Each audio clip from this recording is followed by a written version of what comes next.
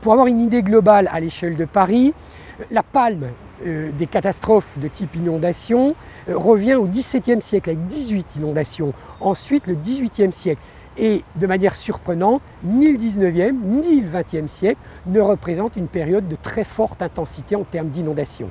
Il y a une approche traditionnaliste qui relève donc de la démarche religieuse, comme une procession en l'honneur de Sainte-Geneviève à Paris, ça aussi c'était très traditionnel, mais dans le même temps ça n'interdisait pas des mesures extrêmement précises.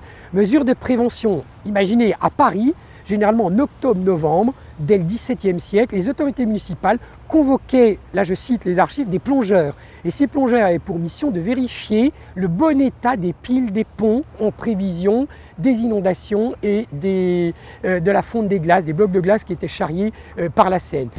On l'aura donc compris, ces sociétés anciennes étaient tout à fait capables d'élaborer ce qu'on appellerait aujourd'hui des stratégies d'adaptation, voire de résilience face aux événements extrêmes, les catastrophes naturelles.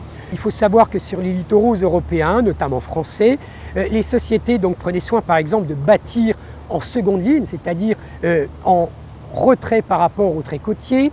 Lorsqu'elles avaient affronté déjà une catastrophe naturelle par exemple, elles veillaient à conserver des indices, des repères du risque naturel, particulièrement des plaques, des piles, des croix religieuses sur lesquelles était gravée par exemple la date de l'événement, les conséquences de cet événement.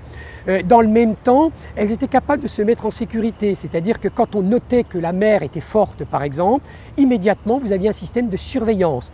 Et si la mer menaçait d'envahir les terres, ce qu'on appelle aujourd'hui une submersion de type Xynthia, eh bien on avait des réseaux d'alerte extrêmement rudimentaires mais aussi extrêmement efficaces qui ne tenaient pas compte des réseaux de communication aériens, en particulier le réseau des clochers qui alertait depuis l'île jusqu'au continent les populations en un temps très bref, quasiment en temps réel. Ce qui explique que ces catastrophes naturelles qui ont frappé nos littoraux provoquaient paradoxalement très peu de décès.